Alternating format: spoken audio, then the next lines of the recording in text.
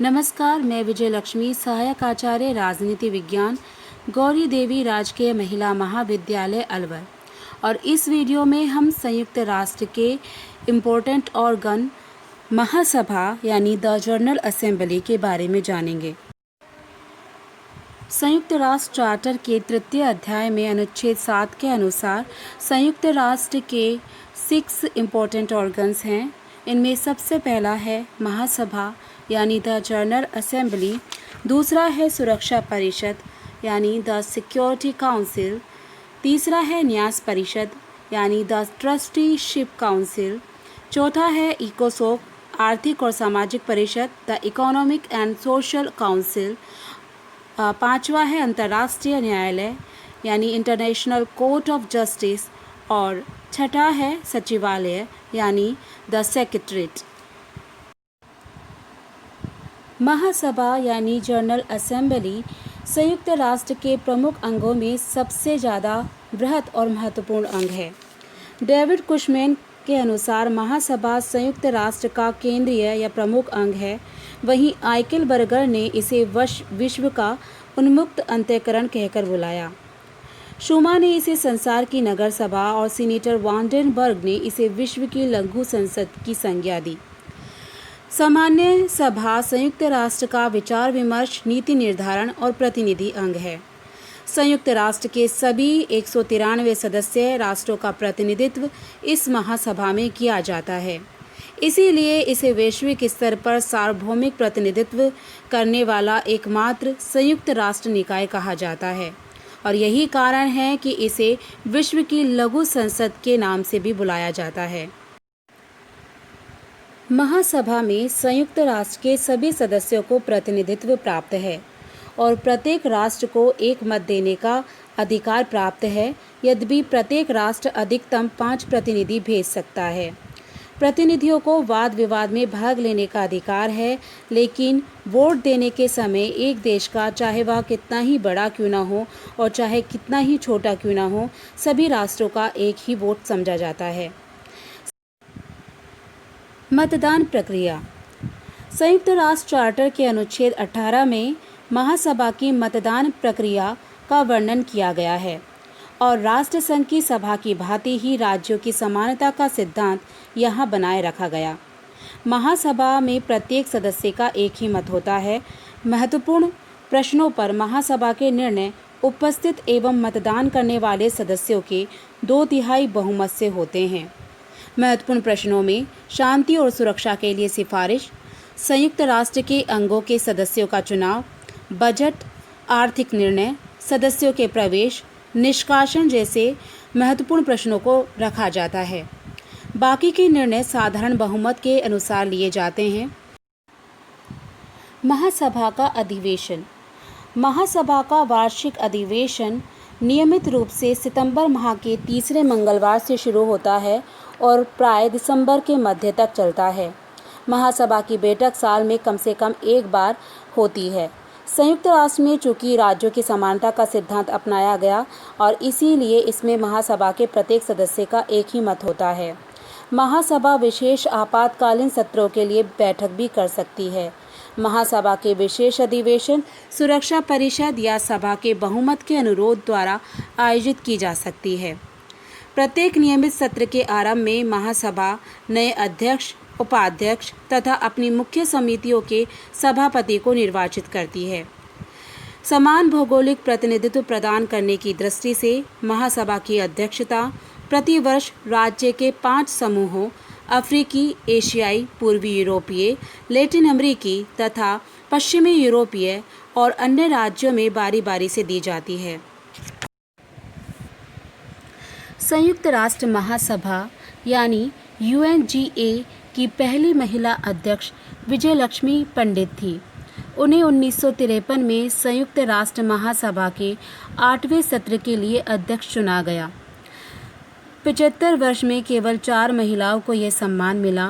करीब 67 ईयर्स पहले भारत ने UN में महिला सशक्तिकरण की मिसाल पेश की थी, जो हमेशा के लिए UNG के इतिहास में दर्ज हो गई।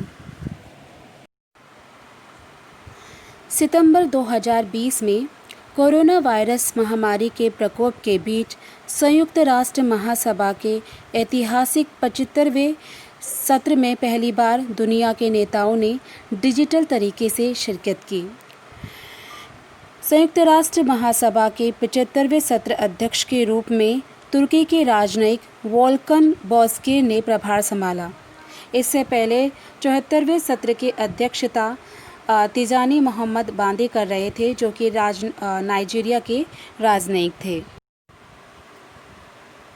महासभा अध्यक्ष वोल्कन बोजकिर ने सदस्य देशों से बहुपक्षवाद, संयुक्त राष्ट्र मानवतावादी कार्यक्रम, सतत विकास लक्ष्य और लैंगिक समानता को आगे बढ़ाने हेतु प्राथमिकता देने की अपील की। संयुक्त राष्ट्र चार्टर के अनुसार महासभा के 2 महत्वपूर्ण कार्य हैं। एक है ऐच्छिक और दूसरा है अनिवार्य। ऐच्छिक कार्यों में शांति की स्थापना, अंतर्राष्ट्रीय शांति के खतरे को दूर करना, सुरक्षा और निरस्त्रीकरण के लिए समस्त देशों में सहयोग स्थापना की चेष्टा है।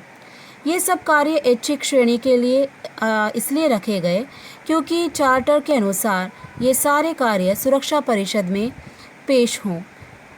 इसके अलावा इन विषयों के संबंध में महासभा तभी अपना मत निश्चित कर सकती है जब सुरक्षा परिषद उससे परामर्श के लिए अनुरोध करे।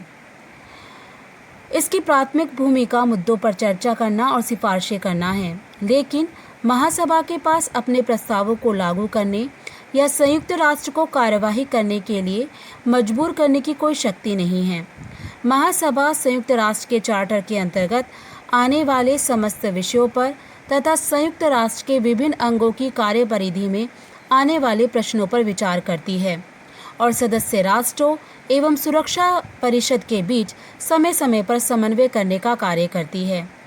इसके अलावा इसके बहुत महत्वपूर्ण अन्य कार्य भी हैं, जिनमें सबसे पहला है संयुक्त राष्ट्र का आय व्ययक यानी बजट पास करना, आर्थिक और सामाजिक परिषद के सदस्यों का चयन करना, सुरक्षा परिषद और ट्रस्टीशिप परिषद के अस्थायी सदस्यों का चयन करना, संयुक्त राष्ट्र के अन्य अंगों की गतिविधियों की निगरानी करना, अंतर्राष्ट्रीय न्यायालय के न्यायाधीशों के चुनाव में भाग लेना, सुरक्षा परिषद की सिफारिश पर संयुक्त राष्ट्र सचिवालय के महासचिव का चयन करना और नए सदस्य को स्वीकार करना भी शामिल है। अंतर्राष्ट्रीय सहयोग के उद्देश्यों से आर्थिक, सामाजिक, सांस्कृतिक, शिक्षा, स्वास्थ्य के संबंध में अध्ययन व जांच पड़ताल करना और उसके संबंध में सिफारिशें प्रदान करना, साथ ही प्रत्येक व्यक्ति को बिना जाति, लिंग, भाषा, धर्म के मानवाधिकार और मौलिक स्वतंत्रता का उपयोग करने में सहायता देना इसका महत्वपूर्ण कार्य माना गया। इस तरह संयुक्त राष्ट्र चार्टर में महासभा को इतने व्यापक अधिकार प्राप्त हैं कि कोई भी अंतर्राष्ट्रीय महत्व का मसला उसके सामने पेश हो सकता है।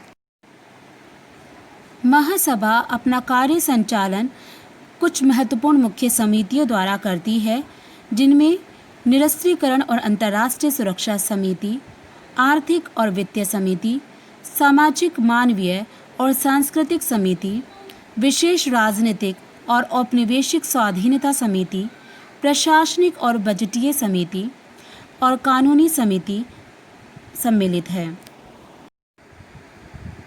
आज यदि हम संयुक्त राष्ट्र महासभा को देखें तो हमें पाएंगे कि सुरक्षा परिषद की तुलना में महासभा का महत्व निरंतर बढ़ता जा रहा है।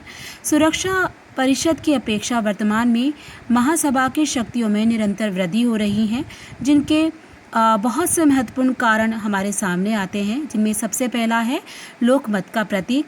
महासभा में सभी देशों को प्रतिनिधित्व मिला हुआ है, जिससे लोकतंत्र के इस युग में यह विश्व लोकमत का प्रतीक बन गई है और जनमत की शक्ति के कारण इसके द्वारा लिए गए निर्णयों की अपेक्षा या उपेक्षा करना किसी भी सदस्य राष्ट्र के लिए संभव नहीं होता।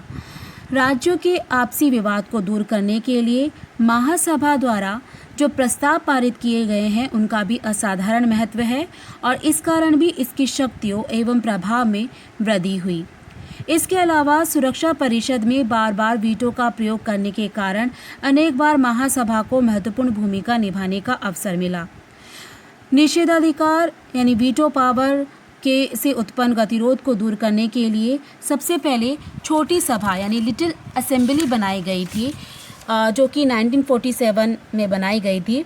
13 नवंबर 1947 को अंतरिम समिति इंटरिम कमेटी नामक एक सहायक अंग की स्थापना की गई थी। इसे छोटी असेंबली कहा जाता है। ये महासभा से बहुत छोटी है और उसका 5वां भाग है और सदा अधिवेशन में बनी रहने वाली स्थायी संस्था है। ये महासभा का सामान्य अधिवेशन न होने की दशा में उसके अधिकार क्षेत्र में आने वाले प्रश्नों पर विचार करती है। इसके लिए उसे जांच कमीशन नियत करना, आवश्यक अन्वेषण कराने और महासचिव को महासभा का विशेष अधिवेशन बुलाने की सिफारिश करने का भी अधिकार मिला हुआ है। इसके अलावा शांति के लिए एकता प्रस्ताव भी बहुत महत्वपूर्ण था और इसके द्वारा भी संयुक्त राष्ट्र महासभा यानी UNGA की शक्ति और प्रतिष्ठा में अभिवृद्धि हुई।